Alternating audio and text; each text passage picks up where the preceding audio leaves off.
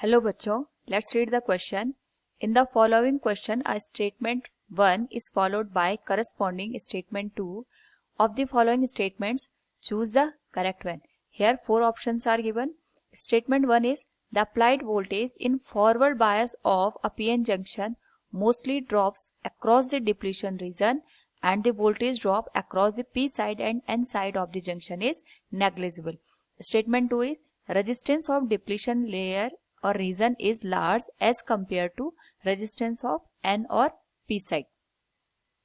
तो सबसे पहले we will talk about here the key concept, which is key concept is depletion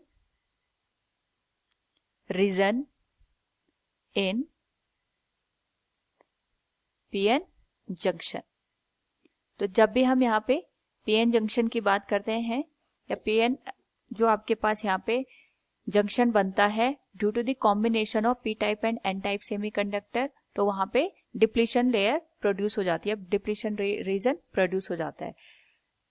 so we can say here it is P type semiconductor and this one is N type semiconductor. तो जो P type semiconductor होते हैं उनमें holes as a majority charge carriers होते हैं और acceptor एक तरीके से एटम वहां पे प्रेजेंट होते हैं. तो we can say here this is acceptor atom with hole. We can see similar case with N type semiconductor. यहाँ पे डोनर एटम होता है that is with positive charge with electron. Here donor atom will present with electron. अब जैसे ही हम इन दोनों को यहाँ पे फिजिकली कनेक्ट करते हैं due to the process of diffusion, यहाँ पे जो होल्स होते हैं एंड जो इलेक्ट्रॉन्स होते हैं उनका एक तरीके से मूवमेंट स्टार्ट हो जाता है. और इस मूवमेंट का यहाँ पे रीजन होता है difference of concentration in charge carrier. तो जिस वजह से यहाँ पे जो होल्स होते हैं वो एन साइड मूव करते हैं और जो इलेक्ट्रॉन्स होते हैं वो पी साइड मूव करने लग जाते हैं. तो यहाँ पे due to the motion of holes and electron recombination हो जाता है इलेक्ट्रॉन का होल्स के साथ. तो ड्यू टू दिस प्रोसेस यहाँ पर एक तरीके से पोटेंशियल बैरियर जनरेट हो जाता है due to the presence of donor and acceptor atom. तो यहाँ पे हमारे पास हो गया ये P और ये हो गया एन टाइप. तो जो भी इलेक्ट्रॉन और होल एक दूसरे के साथ कंबाइन हो जाते हैं उनकी वजह से यहाँ पे एक्सेप्टर और डोनर एटम एक तरीके से सिचुएटेड हो जाते हैं. ये हो गए होल्स और ये हो गए हमारे इलेक्ट्रॉन्स. तो यहाँ पे अगर हम देखें तो एक रीजन जनरेट हो जाता है. इस रीजन को हम कहते हैं डिप्लीशन रीजन.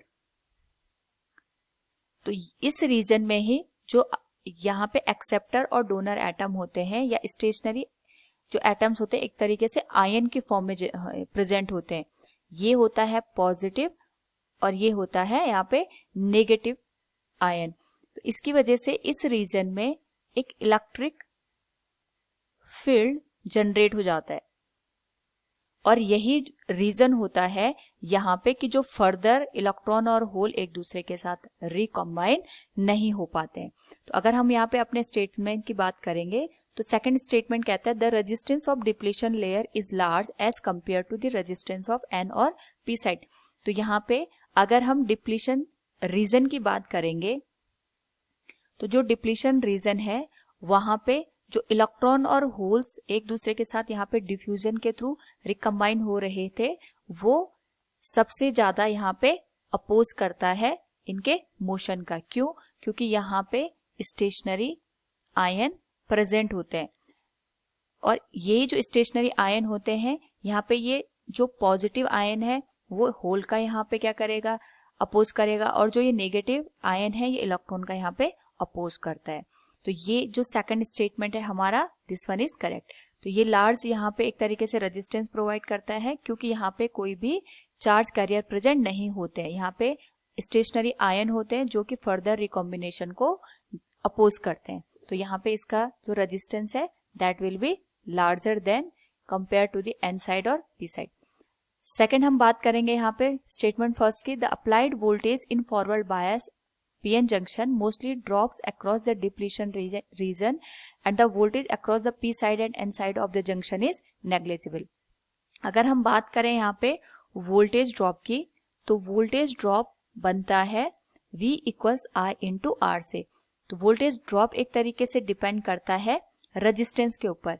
जितना ज़्यादा यहाँ पे रेजिस्टेंस होगा उतना ज़्यादा वोल्टेज ड्रॉप होता है। और हमने पहले भी स्टेटमेंट सेकंड में देखा है कि जो डिप्लीशन रीजन है उसका यहाँ पे रेजिस्टेंस हाई है, इसलिए जो डिप्लीशन रीजन है उसमें मोस्ट ऑफ द वोल्टेज हमारी ड्रॉप हो जाएगी as compare to the P and N side. तो हम कह सकते हैं जो स्टेटमेंट फर्स्ट है दैट इज ऑल्सो करेक्ट।